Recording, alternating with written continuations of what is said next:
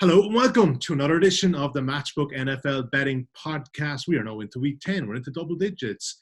With me today, as ever, my esteemed panel. If you're watching us now on the big screen, you will see in the top left of the screen Mr. Adam Chernoff, the bottom left, fresh from his exploits in Santa Anita, Drew Dinsick, and the bottom right, the Professor Brad Allen. Now, gentlemen, before we look back in week 9 and before we look into week 10, I want to tell everyone about Responsible Gambling Week. It happens from the 7th to the 13th of November.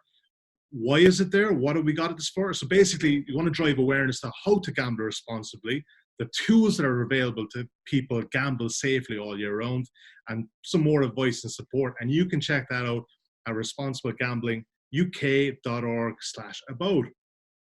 At Matchbook, we were exceptionally proud to be associated with Responsible Gambling Week. And, you know, guys, just before we get into this, we have a lot of fun on these podcasts, but it is very much a recreational pursuit for the vast majority of us, ourselves included. And, you know, it can be very easy to kind of get upset about tough losses. I'm not looking at you, Drew Dinsick.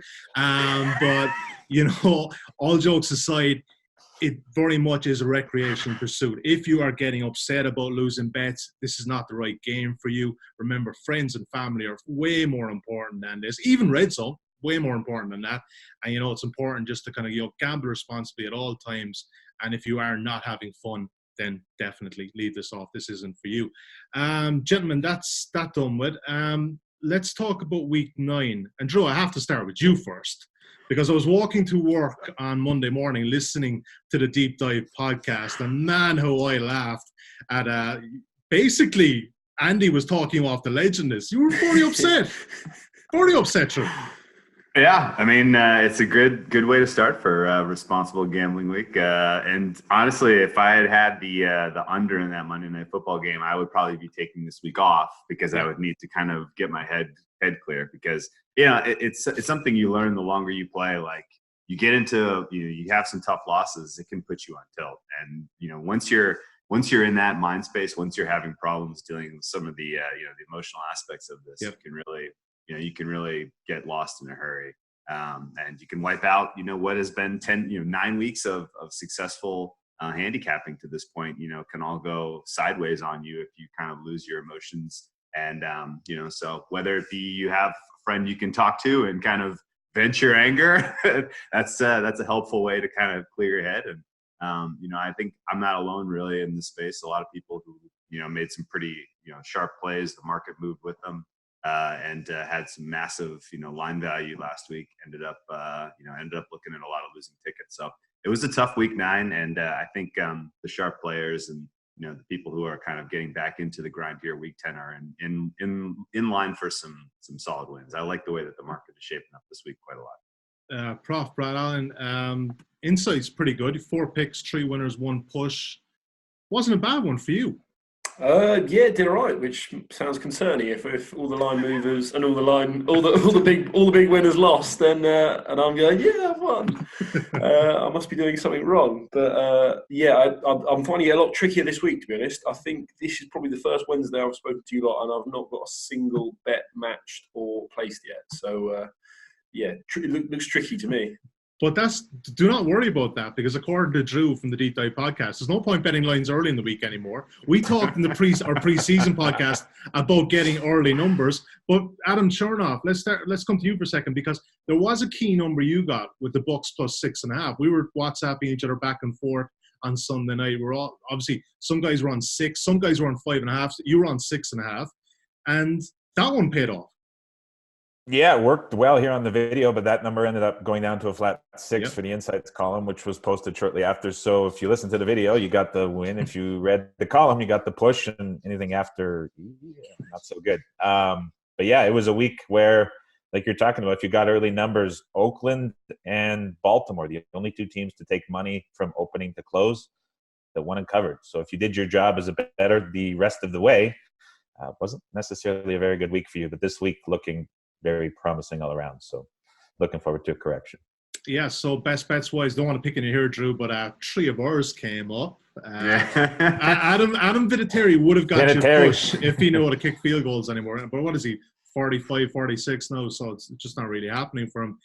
Rest of the bets, I think we went 4 out of 8 in total, 3 of the best. So mixed bag there, guys. Adam, good show on Carolina as well. was glad we locked that one in. That was a nice little touch as well. Let's move on to this week. That was last week. We do not live in the past around here. We're all about the present tense. And we shall move on to the first game, the 49ers against the Seattle Seahawks. And of course, I don't have it up on my screen. Oh, I should have had this, but here it is. Current betting at Matchbook Monday night. This is potentially a cracker, folks. Seattle Seahawks on the money line at 3.38. You can back the unbeaten San Francisco 49ers at 1.4. Seahawks getting a 6.5 point start at 1.92. That will tempt a lot of people. Total is 47. It has opened at 44. Big move here, Drew Dinsick. I'm thinking you're already on. And this is probably one to get the good number at.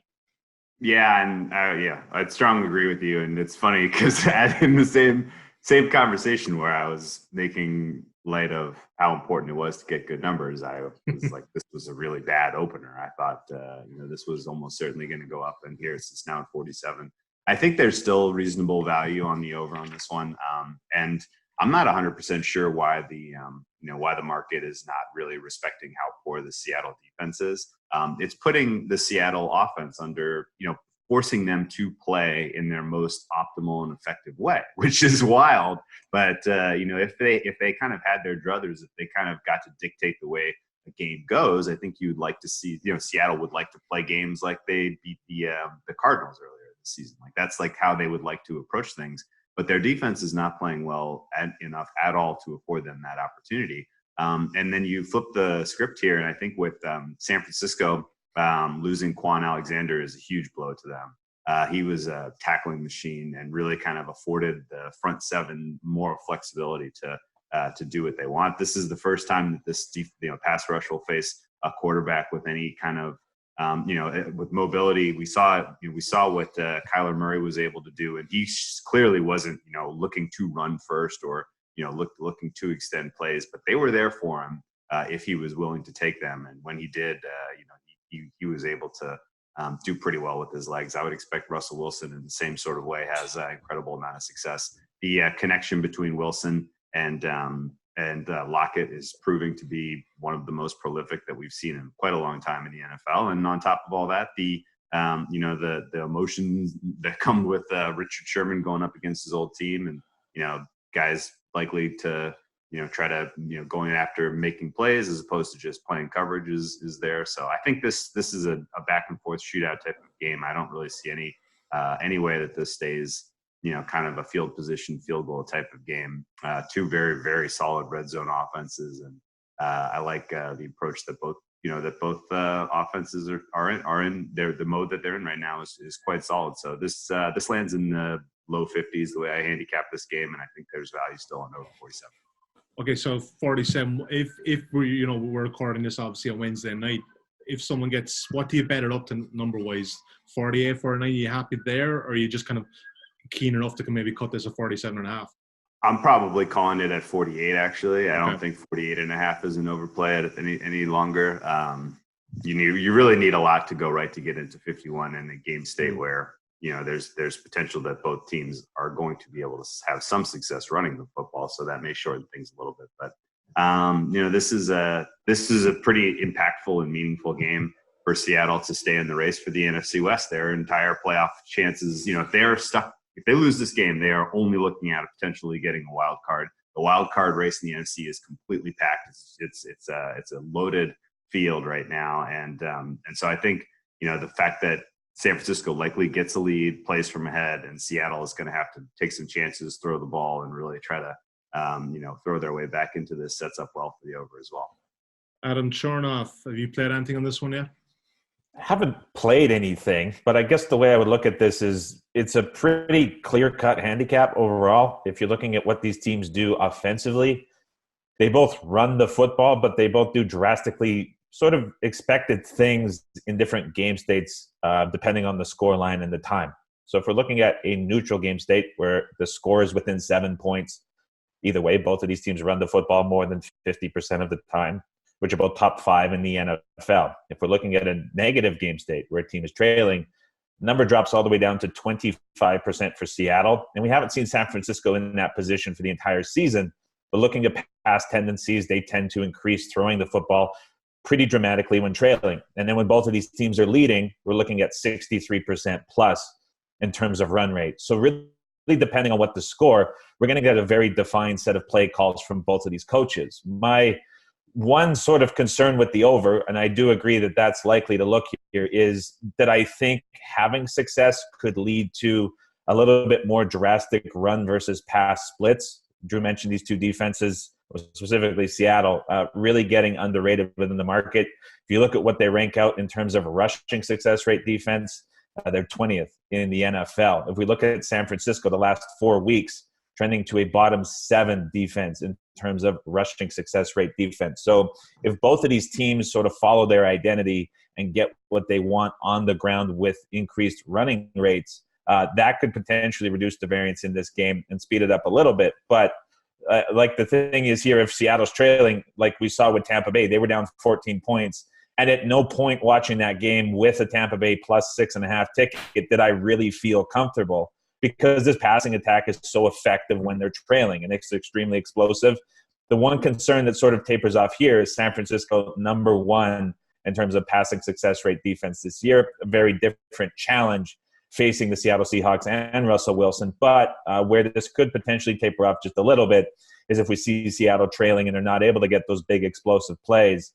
Overall, I would probably lean to San Francisco. I'm sort of selling Seattle overall. I think they're really playing up to the top of their range, and they're getting a lot of sort of really fortunate results late in the second half when they're really coming on. And a lot of times they've been trailing and been able to come back. I think is a little bit more challenging here against San Francisco, who I'm starting to come around on in terms of a pricing standpoint, especially from the defensive side of the football. So no bet for me, but I would probably lean San Francisco over anything here.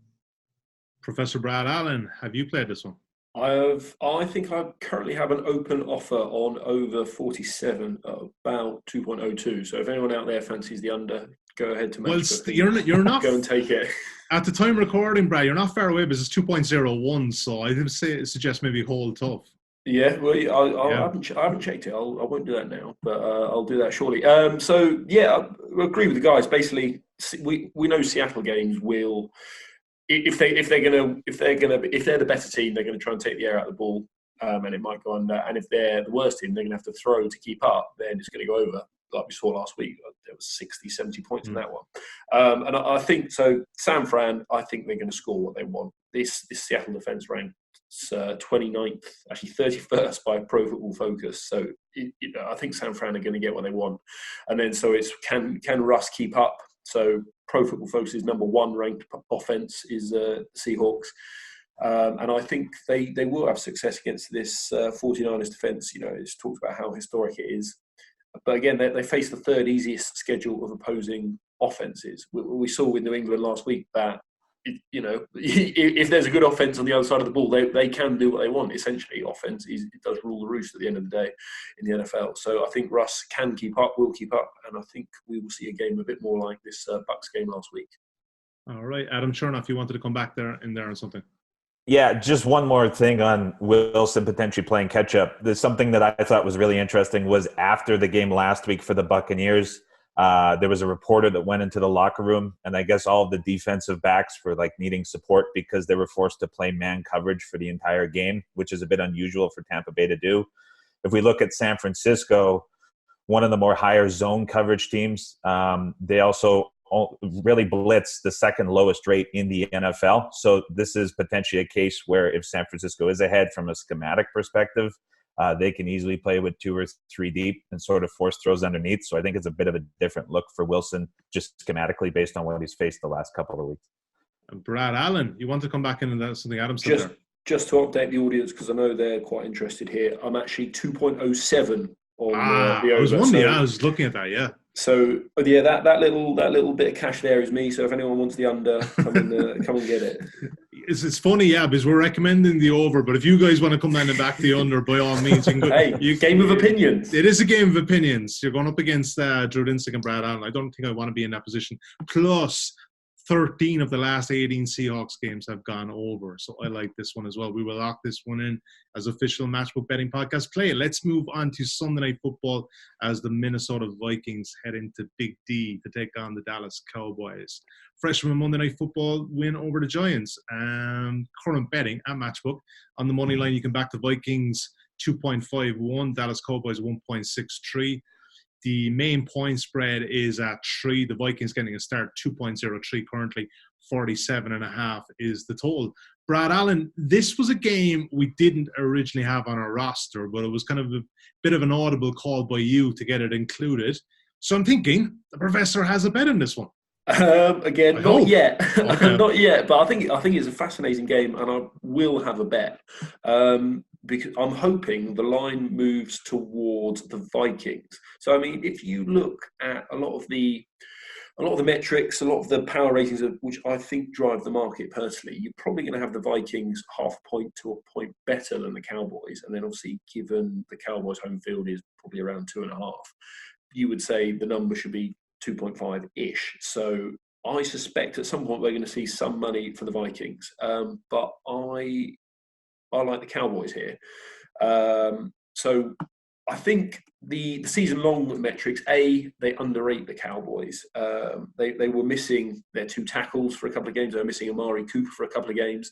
And we saw last week when they put all of them on the field, I think they're very tough to stop. And then, of course, they also let Kellen Moore call his plays and don't just try and ram Zeke into the line like 20 times in a row. But, if they let him call play action, this is the number 1 ranked offense by DVOA, by success rate. This is, I think, the best offense in the league with everyone on the field. So I think it will have a lot of success. And then the Vikings, we've spoken a little bit before about Kirk Cousins' issues. Not at 6 p.m. This is kind of stat being touted around by prime time Kirk. Yeah, I know. Yeah. So the theory is this is put out there by RJ Bell, who's a controversial figure, but he's quite an interesting chap to listen to. He had some work done, and Cousins in 6 p.m. is covering about 66% of the time. Cousins at any other time covering about 30% of the time, and his theory is that he's kind of a OCD, likes his routine, likes to know how to, this kind of thing. And at 6 p.m. he can do that, and he's very good. I think it's quite convincing. And then also, so these numbers, season-long numbers, not going to factor in Thielen, who might miss with his hamstring injury. He's questionable at the minute. Obviously, that just narrows the target tree to just Diggs, and then they're much easier to shut down, as the Chiefs showed, who aren't especially a good defence. And then also Kirk versus winning teams also got a terrible record there. So yeah, I'm going to wait till this Vikings money shows up, as I hope it does, and then I'll back the Cowboys. Is my plan. All right, Drew Dinsick, you fading nighttime Kirk Cousins here? Yeah, in a different way though. And I don't know even if the Vikings money does show up, if they're going to give the players a crack at Dallas minus 2.5, just because it's going to be a pretty high profile game here. Yeah. This is the second, we're going to get sick of the Cowboys this month. There are a lot of big games for them, a lot of primetime games for them, a lot of, Thanksgiving Thursday game, obviously against the Bills. The week preceding that, they play the Patriots. Next week, I think next week is a fun week to fade the Cowboys as they play the Lions in a 1 o'clock spot, kind of a low spot in their schedule here this month. But I think this is an underlook here, under 48 for me in this one. I think you're going to see a very, very run-heavy approach out of the gate from the Vikings. I think they're well aware of Kirk Cousins' limitations when he goes up against the upper echelon of defenses. And without Thielen in the game, I don't think you can really afford to let him air it out, and put yourself at a disadvantage if he creates turnovers early in this game. I think the Vikings defense is an enormous step up for who the Cowboys have faced so far this season. As you look down their schedule, really the Saints is maybe the only game where you can say they played against a defense that really, was coordinated well and had talent at all 3 levels. And I would expect that, I agree with, generally, Brad, your point was very solid. The Cowboys offense is awesome, but they're still, fingerprints of Jason Garrett all over this thing in terms of how he likes to lean on the run and when. And I think with the short week, coming off the Monday Night Football game, and the likelihood that you're taking a huge step up in defense here. I don't think that the Cowboys are going to be able to put just significant pressure on the scoreboard here on the Vikings. I think the winning team probably lands in the low 20s here, and I think that if you see bad Cousins, then the Vikings might land in the teens or under. So this is a good swing on the under here for me, and looking forward to kind of a slow, ugly game. All right, Drew, talk to me just quickly about that number. I would have fear of repeating myself on the previous game as well. So 40, you've played at a 48.5, correct? Yes. Cool. So it's 47.5 right now with Matchbook. Now, obviously, this will fluctuate, but happy enough even to play at that. Obviously, it's a key number, 47.5 as well. Yeah, I don't think that comes into play. Okay. I think this lands in the low 40s reasonably. Okay, Adam Chernoff, what are you thinking here? Brad is expecting Vikings money to come, and he will back the Cowboys on the back of that. And Drew is at the under. In agreement, disagreement? Where are you lying? Well, from the number perspective, obviously going to be probably the biggest volume game of the day. I would expect on the exchange. We're dealing with two very key numbers here, 3 and 47. So it wouldn't surprise me to see both of these numbers sort of settle on those big 5 points. 3, the most important side number in terms of value, and 47, the highest key number in terms of totals, in terms of value. So really sort of a tight market overall. I was trying to think, because we were talking, it escapes my mind, the other big Cowboys game they played in primetime where we were expecting them to take advantage of a secondary, and they came out extremely run heavy and was just a lackluster offense. I think it was week 3 or 4. But nevertheless, where I'm going with this is I don't think that the Minnesota Vikings defense is really reflected properly from the perception of bettors. We're sort of trained ourselves to think that this is a fantastic defense under Mike Zimmer. And then we see these numbers like Daniel Hunter and Everson Griffin, number 1 and number 3 in terms of solo quarterback pressures. But we look at this secondary. They love to play press man coverage. They love to play extremely aggressively. But they've allowed more successful passes against them in the last 4 weeks than any other team in the NFL. And we look at these teams as a whole, the Vikings 24th in both rushing and passing defensive success rate. So this is a bottom 8 defense so far this season, and really leaves a lot of concerns. This secondary aging a little bit, and now going against the Cowboys. This Cowboys team has a couple guys who are fantastic at running routes and breaking down man coverage. Really becomes a question of how well can the Cowboys exploit this. It could very well, as Drew said, turn into a game where it's a bigger, higher profile game with two teams great in the NFC. And it could be a game where we see high run rates from both of these teams. It wouldn't surprise me, especially from the Vikings side, this outside zone running scheme, going to be a bit of a difficult challenge for the Cowboys to defend. So much like the Monday Night Football game, where if both of these teams have success running the football early, that could really sort of magnify later into more run plays rather than taking advantage of this secondary downfield. So I think from the key number perspective, if you're getting above 47, that's certainly the look in terms of taking the under. Not a bet that I've made, but this is very well a game that could make it appear that this 3 is actually quite large just on how competitive this could both be if both teams find success running the football. Drew Dinsick, you want to come back in there, sir? Yeah, I think there are, for sure, the Vikings defense, there are a couple holes. There's, and without a doubt, guys like Xavier Rhodes, who in past seasons played at an all-pro level, are playing kind of at the bottom of what we've seen from him in the NFL to this point. That doesn't change the fact, though, that they still have a relatively complete 3 units, and they can tackle well and they can cover well. You're not going to see any separation from Jason Witten. He's been a pretty effective safety valve for Dak Prescott the last couple of weeks, and I'd be surprised if he has any role at all in this offense on this particular Sunday. And so it's really going to be pretty heavily reliant on guys like Cooper and Gallup to get separation and to be the differentiating factors. The idea that they're going to be able to do that in the same game where you're going to have a pass rush that can, legitimately put pressure on Prescott, and the fact that just the Dallas has been going up against these absolute cupcake defenses, I think is going to be a pretty significant adjustment for this crew as a whole. It's if just the fact that you went up against the Giants and you had pretty much whatever you wanted whenever you wanted it, and before your bye you played against the Eagles, and you could have thrown the ball up for grabs on any other play, and they were going to convert a 20 to 30 yard pass down the field. This is a totally different game, and I think it's going to be a pretty I'm envisioning in my head much more like what we saw with the Saints and the Cowboys week 4 than either of the last 2 primetime games from the Cowboys. Brad Allen, just before we come off this one, so if this money doesn't come for Dallas, are you happy enough to play -3? Because I'm looking at Matchbook obviously at the moment, and we're, like I said, recording Wednesday evening, the prices will tighten up a bit. -2.5 currently is 1.79. That's a long way down, really, Prof, from 1.95, isn't it, for the half point? Yeah, I wouldn't bet that. I would probably minimum 1.85 for the -2.5. Yeah. Okay.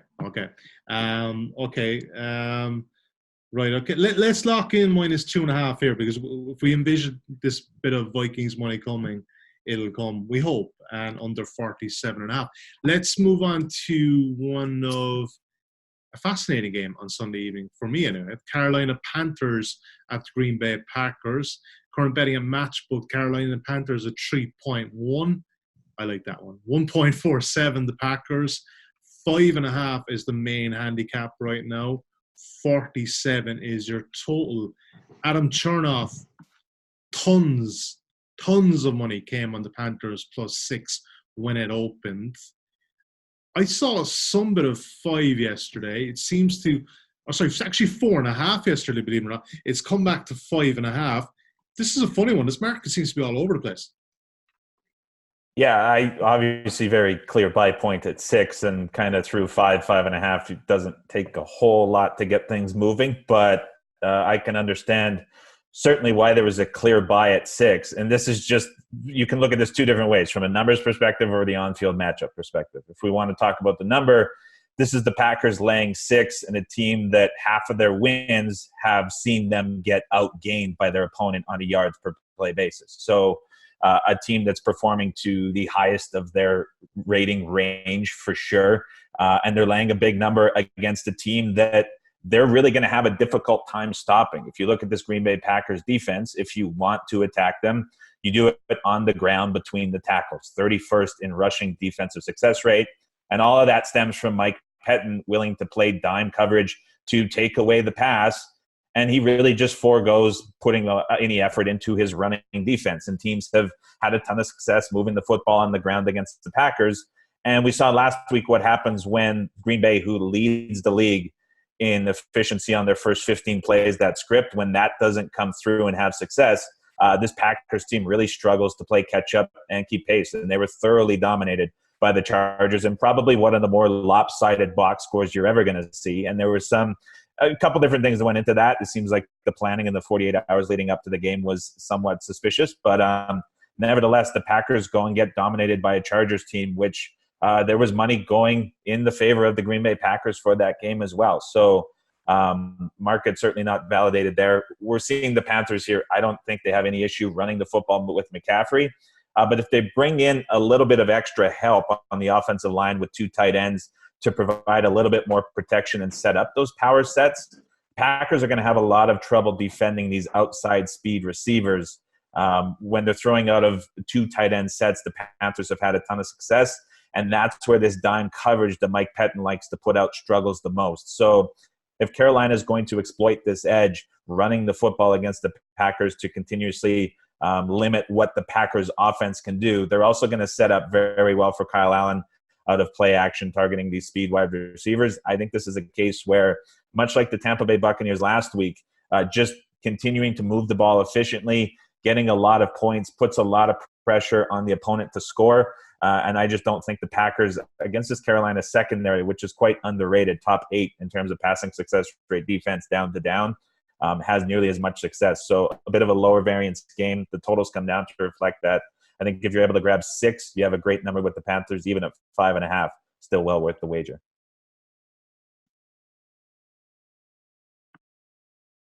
I actually did something there that Brad Allen normally does, guys. So I actually muted myself to send one of you guys a message about your audio, and I forgot to unmute myself. Prof, I am now you. I am now you, sir. So let's just stay with you for a second, Prof. What are you thinking with this one? Because I saw this number originally at 6, and I really like the Panthers here. Are we kind of maybe reading too much into the Packers? I mean, like, they had up until the start of the fourth quarter against the Chargers just about 100 yards offense. It was crazy. Yes, it was pretty interesting. So the Packers have been disrespected by the market until last week. They went off 3.5 at home against the Lions, 4.5 at home against the Raiders. And then last week, suddenly the market was like, all right, fine, maybe they are good. And they got, they got destroyed. So if you put together a couple of kind of power numbers, I made this about 5.2, so pretty much exactly where it is. I don't like the Panthers. I don't think the Panthers are that good. I think their success is a little bit built on sand. We know the most sustainable thing is passing offense, and they're basically built on the run at the minute. Kyle Allen, they're winning games, but he's 23rd in the NFL in QBR. He's 31st in EPA per play, 30th in completion percentage based on how far downfield he's throwing, 28th in success rate. So he's not very good. So can they keep riding McCaffrey? I mean, the matchup this week suggests they possibly can. So I'm not sure about that. I'd be more inclined to say that if the Packers want to stop the run, they can stop the run and make Allen beat them. And I don't know if he can do that. It's also worth noting there's 70-mile-an-hour winds, which would point us to, that's projected at the minute, and sub-zero temperatures. So that might, push the game more towards the run. I'm also thinking the Panthers' defense is a little bit overrated. So they currently lead the NFL in sacks. They're third in pass DVOA. But if you adjust for the strength of opposition they've faced, then they actually dropped to 12th in QB hit rate. So they're perhaps more of a middle of the pack defense rather than this sack NFL leading sacks defense. So I think the Panthers are a bit overrated, but I can't bet. I've got no bet on the game with the current number. Drew Dinsick, the Panthers have finally called it quits with Cam Newton and are pretty much pinning their hopes on Kyle Allen now. What are you thinking on this one? Prof kind of tried to talk us out of it. Are you going to agree with me and Adam, or are you going to go with the professor on this one? I think you guys have talked me out of a position on the Packers, actually.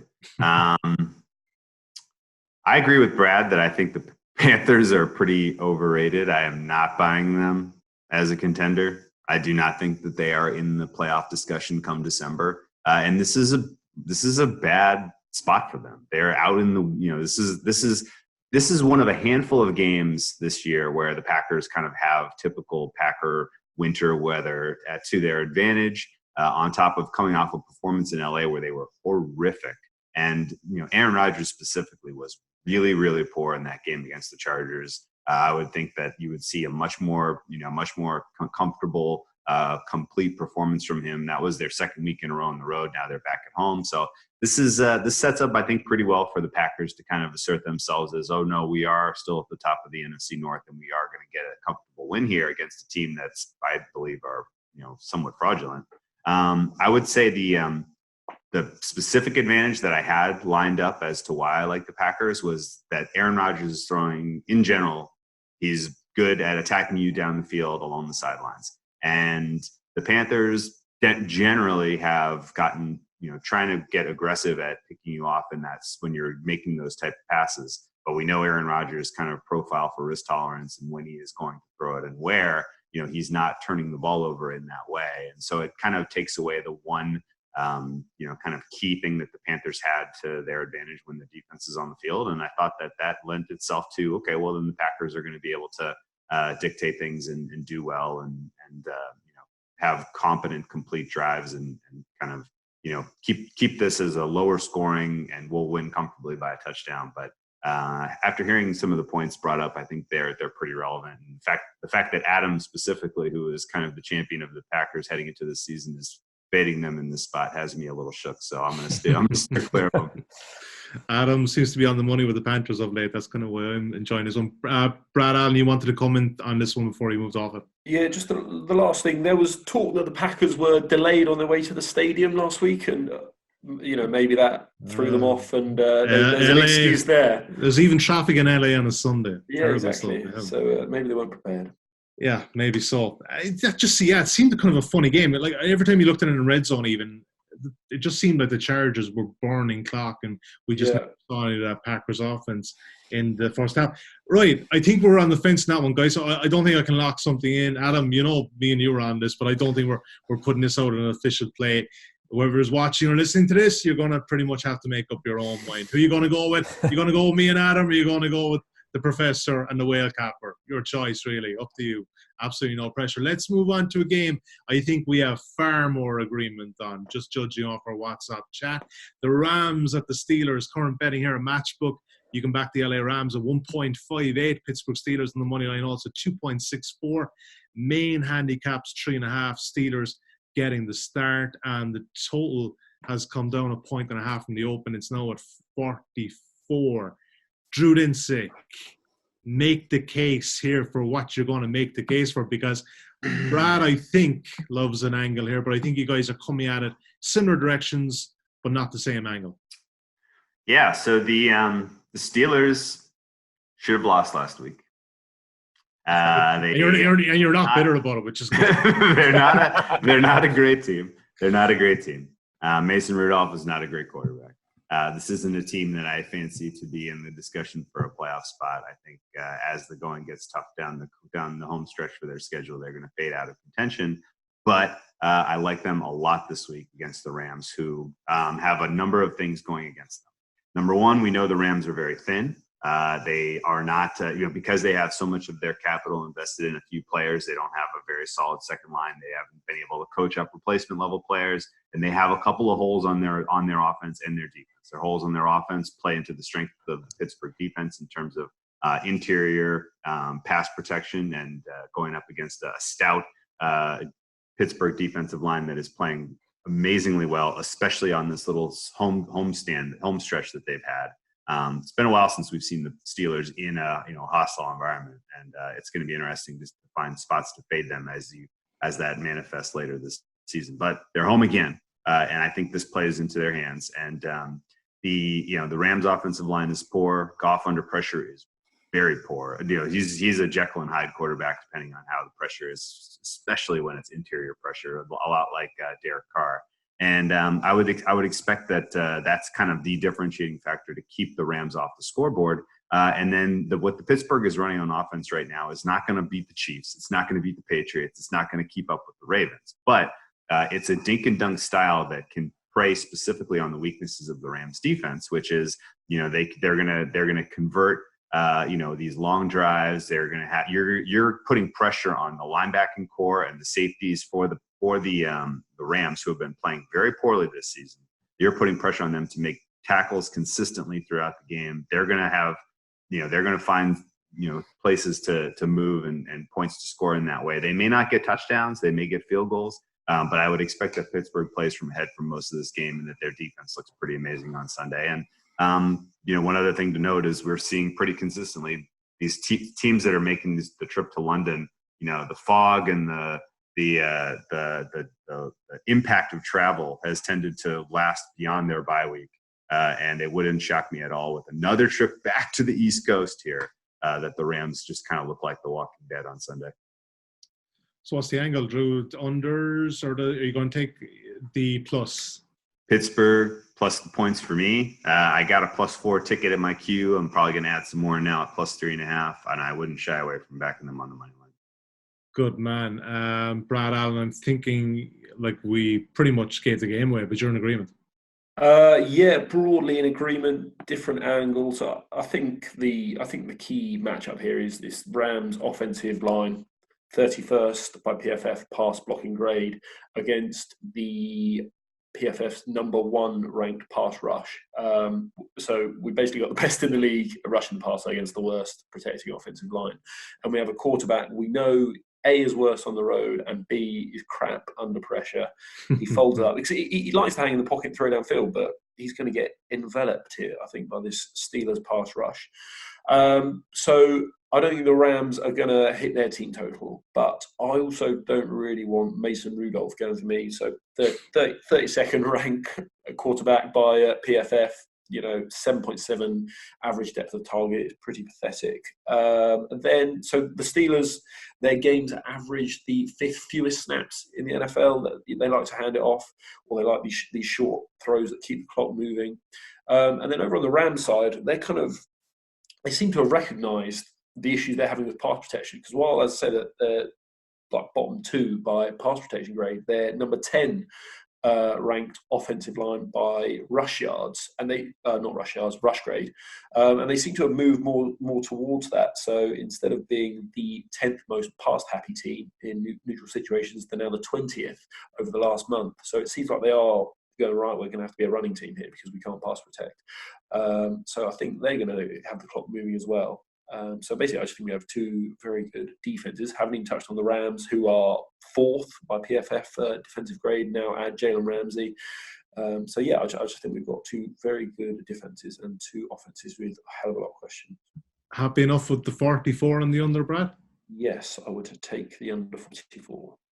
All right. This doesn't sound like a very good game the way your guys are talking about it. Sounds like it's going to be a bit of a snooze fest, but that's okay. Hopefully. Yeah, hopefully. We'll make a few quid off it. Adam Chernoff, what are you thinking here? Well, I think everyone by now knows the 3-step process to handicapping a game with Jared Goff involved. Is he on the road? Yes. Is he likely to be under pressure? Yes. Is he laying points? Yes. Is that a good bet? Probably not,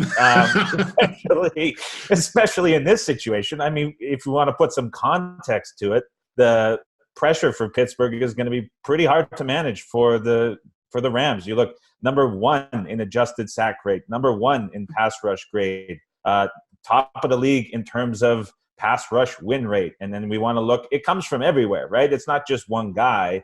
The Steelers have 3 different players that rank in the top 30 in terms of solo pressures generated. And if we want to put some context on Goff, when he's kept clean in the pocket, his passer rating is 100 and his completion percentage is 78%. When he's under pressure, his passer rating drops to 59. His completion percentage drops to 57. If we want to look at true road games this year, Goff's yards per attempt, 8.3 at home, 6.9 on the road. Passer rating, 100 at home, 83 away from home. And if we want to sort of put some schedule context to this and take it a little bit further, he's only played 1 team this year outside of the 49ers, which has ranked in the top 18 for passing efficiency defense. That was the Carolina Panthers. He put up just 3.3 yards per attempt. And if we want to look at that game against the 49ers, well, his QBR was 1.1. So now he's playing the Steelers, who are actually a more difficult matchup for them and in all of those regards. And you get the Steelers who are trending upwards. So a lot of those numbers not reflective of having Minkah Fitzpatrick in the lineup. Since he jumped in there, 6th is the secondary in passing efficiency defense. So there's a lot of things working against the Rams here. And I think we're just sort of forgetting after a win against the Bengals that this team shipped out 75% of their secondary just 3 weeks ago. They beat the Bengals and had a bye week. And all of a sudden, the secondary is fully recovered and fine after the injuries and some of the trades. So I certainly think that gets factored in. You don't see it really in the price. But this is Steelers or nothing for sure.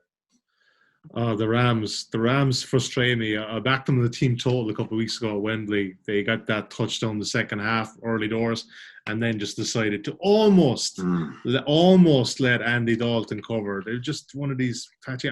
I'll give you credit, Adam Chernoff. You've never left Jared Goff off the hook for the last 2 seasons. Credit where it's due. You are Mr. Anti-Jared Goff, and long may you reign with that title, sir. Let's move on to one of the early games on Sunday night. The Cardinals and the Bucks in Tampa Bay. Current betting at Matchbook. Arizona, you can back at 2.97 on the money line. The Tampa Bay Buccaneers at 1.48. Main handicap, all the money is with the Cardinals in the last 48 hours, is 4.5. That opened at 6. And the total is now 51. It was 52 yesterday. It opened at 54, which is a fantastic segue for you, Adam Chernoff, because I'm thinking you're already on this under. I don't know how good of a segue it is because I'm going to sound kind of ridiculous here recommending a total that's 3-point lower, which is not something that I can do, especially when you're crossing into the key number 51. But I certainly think under is the look here. And it's just from a matchup perspective overall. You look at where the bulk of the Cardinals' yardage comes from. It's on the ground. Surprisingly, a very good rushing team that I don't think really gets a lot of credit for how efficiently they run the football on the ground. And it's also a team that's found their pass rush in the last couple of weeks too, able to generate some pressure on opposing quarterbacks. And much like we talk about Jared Goff and the handicap, if he's under pressure, that's a big problem. But it's also a big problem for Jameis Winston, who ranks near the bottom of the league in terms of passer rating under pressure. And he's also thrown the most interceptions in that time. Patrick Peterson returning to the Cardinals at least gives them a shot to find an interception. This is not a team that generates a lot of turnovers.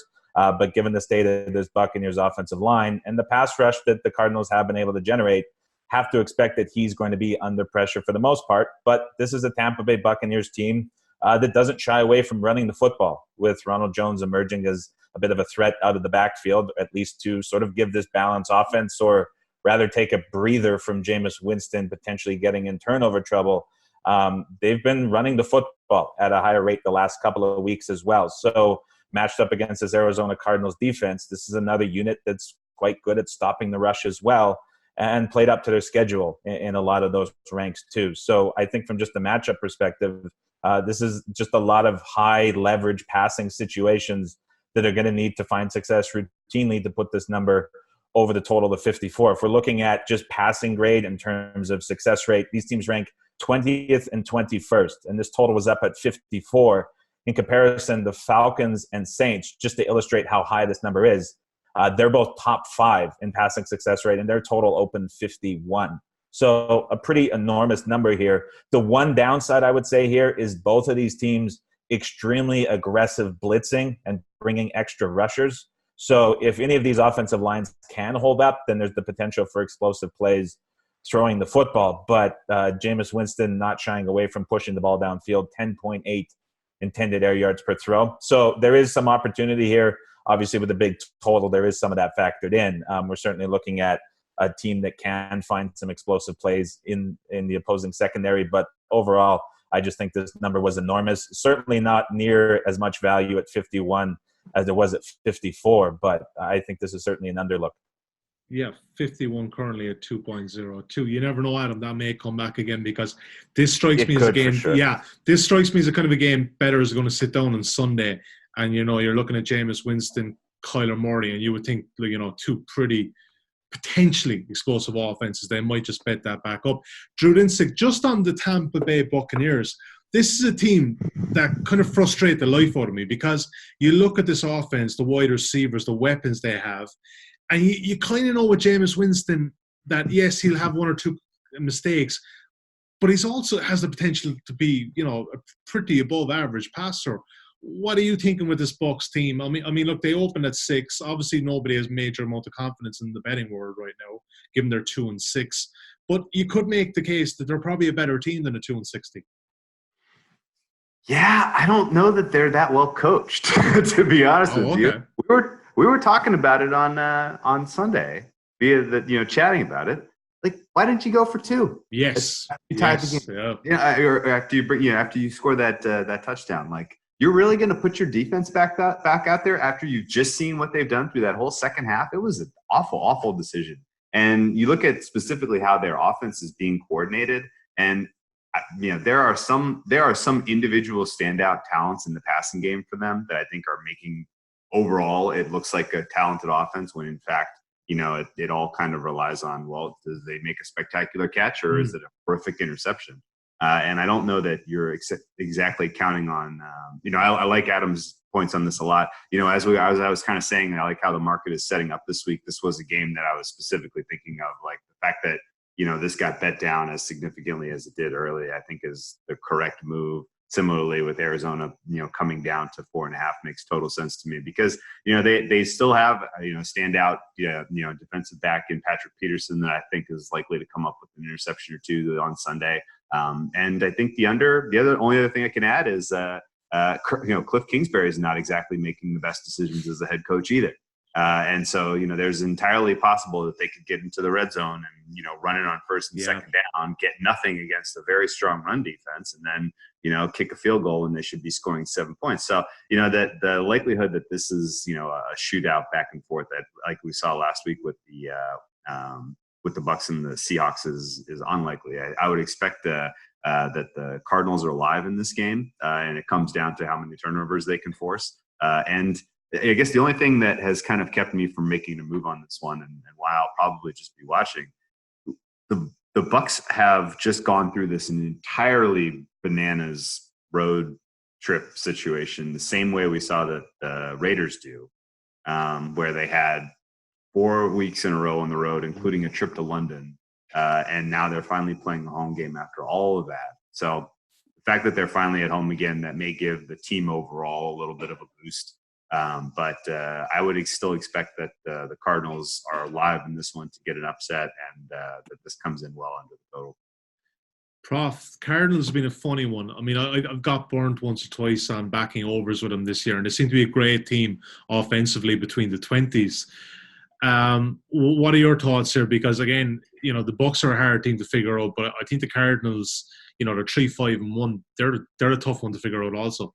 Yeah, I hate this game, to be honest. It's quite frustrating. So you look at these analytics sites, and everything I've looked at says this game should be at least 6 for the Buccaneers. These metrics hate the Cardinals for some reason, and I don't really know why. They seem to come in like 28th, 29th in the NFL. And to the eye test, they looked a lot better than that. Like the scheme looked very good. It looks like they look matchup proof running the ball. They against the Niners, superb defensive line, crap offensive line. You would think that they just wouldn't have a chance, but they went for 153 rush yards, 6.7 a carry, 10 first downs. So, and then the passing attack, it looked like Kings readjusted to the Niners. Not a single receiver had more than 30 air yards. It was very horizontal. So it seems to me like it's a good, smart scheme. So against Jameis, that's I want to be with the smart team there against someone who could throw 3 interceptions at any point. But as I say, for some reason the metrics hate them. So yeah, I just don't really know what to do, to be honest. Adam, are we locking in 51 here? Because again, the psychological aspect of when you see a number open at 54, you like it there. Then you see it bet down to 52. Then you see it bet to 51, and you're kind of thinking, all right, have I missed the number here? Or is it a case of, 51 is obviously still a pretty key number with a kind of a 31-20 game. What are you kind of thinking here regards playing it? Or would you be kind of approaching caution and hope this number gets bet back up? Well, if we're looking at just key numbers for totals, 37, 41, 44, 47, 51 in terms of frequency has become quite popular the last couple of seasons. Its value still sort of hinging just because of the infrequency of how many totals are around it, but it has become a very key scoreline number. With this opening at 54, we're not going to get back to 54, but I'm not taking this under at 51. Would have to look for better than that, at least 52 or higher. Okay. That sounds like we're not going to lock that in as an official play. I'm okay with that. I'm okay now. I think we have plenty more in the other games. And before we get into the underdogs and best bets, guys, let's do a quick recap of this in case some people, tune out while listening or watching us. Let's look at over 47, the first game, the Niners and the Seahawks. That seems to be a consensus pick with Drew and Brad. 2 selections in the Vikings and Cowboys.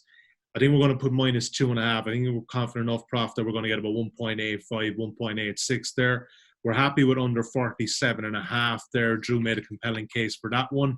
Again, Panthers and Packers is a 2-all tie. You can go whatever way you want to go on that, but we won't lock that in as official play. 2 bets in the Rams and Steelers, Pittsburgh +3.5, and under 44. So we have 5 good selections there, I think. That's okay. We seem to be kind of tailing it down a bit this week, guys, but that's okay. It's week 10. This is where the scats get really serious. So, yeah, let's have a look at our underdog bets this week. Anyone hit theirs last week, guys? Anyone can remember? Anyone I don't hit think theirs? we've won any of these, have we? Have we won? We've been going No, somebody had the Ravens last week, didn't they? Didn't Brad? Yeah, Oh, there Brad you go. took them. Yeah. Yeah. Easy winner. Easy winner. What was Easy the headline on Insights again, Prof? I like Time. this one. You came up with this one yourself. Sometimes I have to come up with these headlines. It's very rare with Brad. Time to get the Brady bunch beaten. Love that. Yeah. You're sick of these Patriots. You call that bang on, Prof. Should have given you more props for that, actually. Forgot about it, to be fair. Can we, before we move off of onto this week, just real quick, Brad, what is your take on does this portend poorly or well for the Patriots Ravens rematch in the playoffs? It is worrying, isn't it? I feel like Lamar is such a unique player. You know, some people are saying we've never seen anything like it. Like the rushing yards he's putting up is never been done. Michael Vick, RG3, no one's done it. And then as a passer, I think if you look at his stats every year of college, they've improved. They've improved from last year to this year.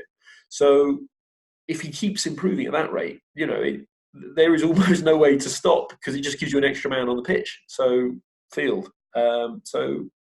Yeah. There was the other stat that the Ravens have beaten the Seahawks and the Patriots, who never get blown out. They've beaten them by a combined 35 points the last 2 weeks. So I think they're very much for real. All right, guys, I've actually got my timing wrong there, so we're going to have to drive on pretty quickly with this. Right, money line dogs here. Adam Chernoff, what are you thinking? Cardinals, but not strong. Okay, Drew Dinsick. I'm going to take the Steelers. Steelers and Cardinals. Brad Allen. I'm going to have to take the Steelers as well because there's not another one I like. I'm afraid. Okay, I'm going to take the Panthers here at 3.1. I think that's a bit of value. We obviously don't have universal agreement on that one. So let's have a look at best bets, guys. We probably have about 2 minutes to talk about these at the end. But I think we've probably already talked about them. Adam Chernoff, give me your best bet for the weekend. Browns -3. Wow. I'll come back to that in a second. Drew Dinsick. Well, now I want to do something crazy. Bears -2.5. Wow. Okay. Yeah. Really. Bit of one-upsmanship there. Brad Allen. One we've talked about, Steelers under 44. Steelers under 44. Okay. I like the Bills, by the way. I'm going to go against you, Adam Chernoff. Oh, okay. Give me the Bills. Give me the Bills +3. Bit of conflict there, But I just let's talk about that for a quick second. We have about 2 or 3 minutes. I mean, Cleveland. What have you seen from them, Adam? That they should be. I'm not. By the way, I'm not saying the Buffalo Bills are going to be world beaters here. Well, Cleveland laying points. Yeah, what have you seen? Floor is yours, sir. So very quickly, this is like 3 or 4 down the run because I thought Drew was going out to Steelers, which was the good look. But I like that total with Arizona, Tampa Bay. But this is it for. I don't think the Kitchens can screw up this game plan. He screwed up everything else. Really? This is a Buffalo Bills defense who's very much inflated by some suspect numbers against a very suspect schedule that has an enormous hole in the middle of the defense that I think the Browns can exploit. And if they do happen to find that massive advantage, that means more people at the line of scrimmage in for run protection. That also opens up a ton of opportunity for them to throw where they're most efficient and successful out of those heavy sets. And I think some of the locker rumblings, as much as it seems like it's crumbling down, like if OBJ is calling out the quarterback and that's starting to get things going, I think that he has to be able to get the ball here and he's going to find some space as well. So I think it's just a whole bunch of things coming together that Kitchens can't screw it up this week. All right, yeah, Freddie Kitchens can't screw it up this week. Okay, I'm just going to remember that statement. Okay, I'm just going to park that, and I'll be quite happy if okay, we will talk again. I've just got this feeling that we're going to have a bit of fun with our WhatsApp group on Sunday. That's just my feeling. Right, we are almost out of time. Thanks for watching today. Thanks for listening. Don't forget, if you do enjoy the podcast, please give us a 5-star rating on iTunes or leave some nice comments on our YouTube page.